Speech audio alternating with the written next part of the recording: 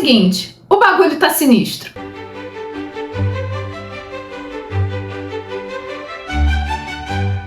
Fala galera, eu sou Larissa Rezende, sejam muito bem-vindos à Dimensão Cultural, o local mais geek do universo. E nesse vídeo nós vamos retornar a Hawkins para uma última batalha contra o mundo invertido. A última temporada de Stranger Things foi lançada, pelo menos a primeira parte, e não poderia ter sido mais impactante. Sério, eu estou surtando demais com esse início de temporada. O negócio foi tão impactante que não teve um momento em que a gente conseguiu respirar aliviado nesses primeiros 4 episódios. E se você gosta do mundo das séries, já deixa o seu like nesse vídeo, se inscreve no canal e ative as notificações para acompanhar todo o conteúdo da Dimensão Cultural.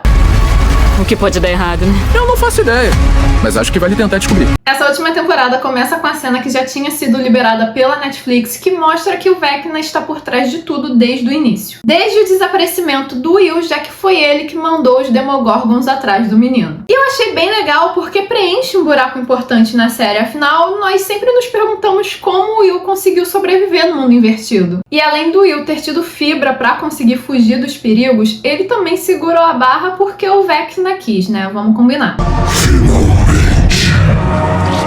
Podemos começar. Mas aí voltamos para Hawkins e descobrimos como está a cidade atualmente depois daquele rasgo que o Vecna fez no lugar no ano anterior, né? Basicamente, os militares deixaram a cidade em quarentena e os habitantes vivem como se nada tivesse acontecido, tentando manter o máximo de normalidade possível. E eu acho incrível como a sociedade americana é acostumada com o militarismo. Os militares fecharam a sua cidade, te deixaram de quarentena, você não pode nem se aproximar dos limites, mas vida que segue. Vamos continuar na normalidade de ir pra escola, pro trabalho, ser um personagem imbecil que faz bullying com os outros. Não existe a sensação de urgência nos moradores de Hawkins, de que tem algo fora do normal acontecendo. Menos para os nossos heróis, é claro. Eles vivem essa rotina sem se importar realmente, porque é tudo um disfarce, já que por baixo dos panos eles estão arrumando uma série de planos para encontrar o Vecna. E eles estão muito bem preparados, assim, na medida do possível, já que eles não têm os mesmos instrumentos do que os militares. Mas eles estão se virando.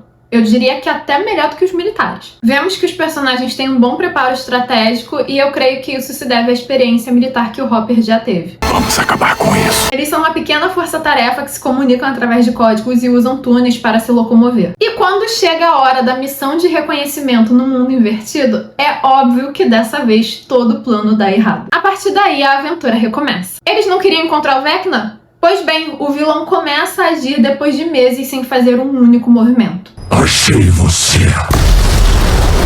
Inclusive, ele volta a sequestrar crianças, mas não vamos entrar nesse detalhe agora. Temos várias frentes de ação nessa primeira parte da temporada, os personagens se dividem para a missão e permanecem separados por conta das circunstâncias. E a incerteza de se vão voltar a se reunir aumenta. Esse início de temporada foi incrível, super emocionante, cheio de ação, mas tudo isso de uma forma equilibrada. Tivemos muita ação, mas também tivemos romance, comédia, só que existe uma sombra pairando sobre os personagens, uma sensação de que tudo pode acabar a qualquer momento. E o perigo é real. A qualquer momento, alguém pode morrer. É um susto atrás do outro e a série veio mostrando que essa temporada é diferente. Que as crianças não são mais crianças, que todos estão em perigo e que o que está em jogo é muito maior do que parece. Então, os personagens estão mais maduros, mas eles amadureceram de uma forma sombria, já que eles carregam nas costas todo o peso de salvar o mundo. Assim, sem pressão.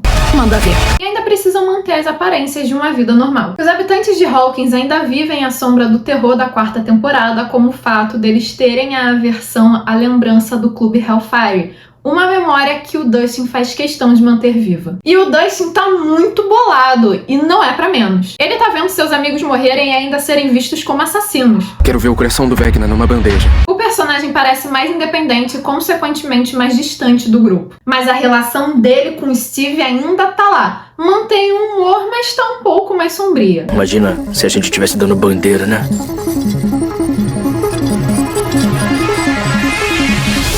Falei, tá todo mundo com um ar mais sombrio por conta das circunstâncias, mas mesmo assim isso não consegue tirar o clima leve que a série tem desde o seu início. Mesmo em meio ao conflito, em meio a alguma situação difícil, os diálogos trazem um certo humor para o momento. E muito desse humor se deve às interações de Nancy, Steve, Robin, Dustin, Jonathan. Ai, meu Deus! Não vai dar certo, não vai dar certo, não vai dar certo. Confia em mim, confia! Segura! E Steve e Robin estão num emprego muito maneiro e assim, eu adoro o fato deles arrumarem empregos juntos. Amigos unidos até pela CLT. E a Robin teve uma evolução muito legal. Ela tá mais solta, animada, autêntica. Eu gostei bastante do ponto em que a história dela está, principalmente em questão de relacionamento. Ela merece isso, merece essa felicidade. Isso se o mundo invertido não acabar com a felicidade dela. Sua amiga animadora e DJ Robin Buckley. Muito prazer, também conhecida como Rockin' Robin. Já o Steve continua competindo com o Jonathan pela atenção da Nancy. É algo que tem os seus momentos, mas vamos combinar que não é a prioridade pelo contexto em que eles estão. Mas o Steve fala uma verdade bem ruim para o Jonathan sobre o seu relacionamento com a Nancy, que tá estagnado num ponto bem ruim. E assim, o Murray até tenta ajudar. Sim, Murray está de volta, ele é um ótimo conselheiro amoroso, mas dessa vez ele não está tão no centro assim do conflito. Ele é mais uma ponte entre o grupo e o mundo fora das grades de Hawkins. Eu particularmente achei o personagem mais apagado nessa temporada em comparação às temporadas anteriores, mas eu entendi que nesse momento o personagem não tá cabendo no centro da narrativa. De qualquer forma, eu espero que em algum momento dessa temporada ele ainda roube a cena. Eu não faço ideia, mas adorei. Já as crianças que não são mais crianças, elas estão demais. Sério, elas estão com presença de cena, desenvolveram uma personalidade absurda. Praticamente todos os personagens estão muito badass nessa temporada. Todos tiveram seu tempo de tela e arrebentaram. Até o Mike teve os seus momentos. Sim, o Mike, o personagem mais chato da série. Olha, se eu tivesse que sacrificar alguém, eu sacrificaria ele. Então, se eu tô falando que ele teve bons momentos, é porque ele realmente teve. É meio maluco.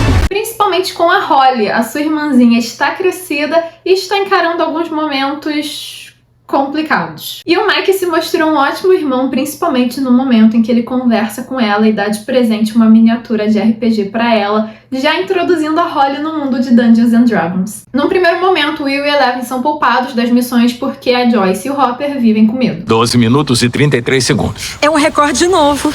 O medo do Hopper é mais por conta dos militares que estão atrás da Elle e é até compreensível. Com isso, Eleven e Hopper constroem uma relação de confiança através de treinamento e estratégias de luta. E quando eles partem para a missão finalmente, eles estão em sintonia. Mas a Joyce tá difícil de aturar. Eu sei que o Will passou por muita coisa e ela se considera culpada em parte, mas é uma super proteção absurda. Eu penso naquela noite o tempo inteiro. Mas o Will deu seu grito de independência e mostrou que pode colaborar com as missões assim como os outros. E como pode? O Will provou ser muito importante para o grupo e não apenas a primeira vítima do Vecna. Ele ganhou espaço, cresceu e começou a entender do que é capaz. Corre! Corre! E isso foi feito com a ajuda da Robin. Sim, nós temos essa inesperada ligação entre Will e Robin que começa a mostrar para o menino que tá tudo bem em ser diferente dos outros. Que ele não precisa internalizar o que sente nem se menosprezar. Que independente de quem você gosta, nenhum sentimento supera o amor que você tem que ter por você mesmo. Uma vez que você se aceita, você entende do que é capaz. Ai, gente, eu achei essa amizade muito fofa e o Will merece. E eu não posso falar de Stranger Things sem falar de uma das melhores personagens da série. E é claro que eu tô falando da Erica. Ela é uma nerd muito maravilhosa. Rouba a cena, é mais safo do que os outros personagens e tem momentos sinistros. Vamos combinar que se os poderes tivessem surgido na Erica, a série não tinha passado da primeira temporada? O Vecna ia sair correndo de medo. Acabou o tempo.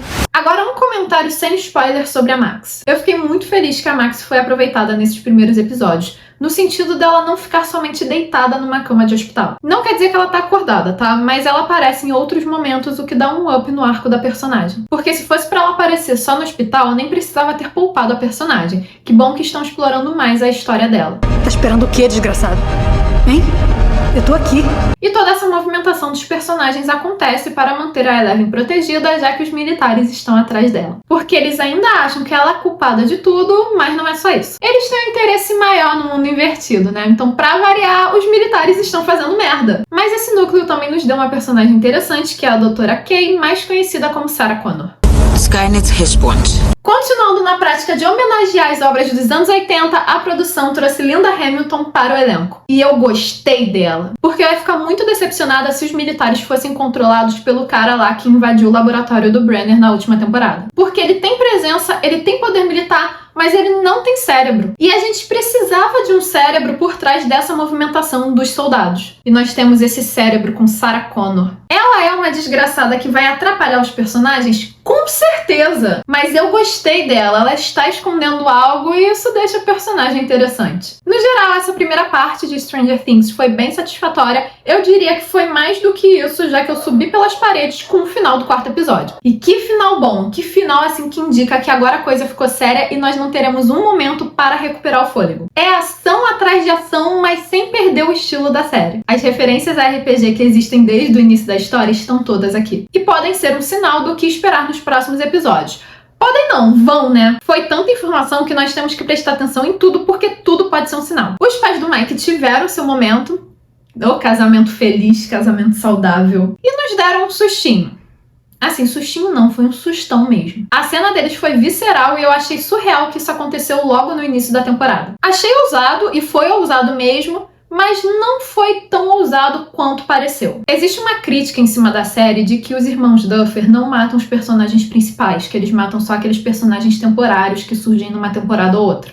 Chrissy, essa é pra você. E dizem que isso vai mudar nessa última temporada. Eu achei que ia mudar agora, nesse momento, mas não. Foi algo meio, meu Deus, os pais do Mike! Calma, galera, ainda não foi dessa vez. Então a ousadia da cena teve um limite e eu não sei se esse limite é porque faz sentido na narrativa ou porque eles ainda não querem arriscar mais. Particularmente eu gosto bastante da teoria de que a Karen é irmã do Vecna e eu queria muito que isso fosse canonizado na série. Agora, opinião, assim, é isso, é só a minha opinião, não aconteceu nada de significativo na série para que eu ache isso, então não é um spoiler. Comecei a achar que um dos personagens que pode morrer no final é o Jonathan. Como eu disse, não aconteceu nada de significativo na série que indicasse isso, mas eu tô achando o arco dele meio sombrio, meio melancólico. Como se fosse um personagem que tá se sentindo meio que sem lugar no grupo, assim, não sei, me passou essa impressão. Já deu pra perceber que essa última temporada veio para fechar todos os arcos que foram apresentados ao longo da série, caminhando para uma narrativa bem redondinha, bem fechadinha para encerrar a história de Hawkins. E isso é um ponto muito positivo para Stranger Things enquanto uma narrativa folhetinesca, finalizar a sua história sem deixar pontas soltas. Reinicia.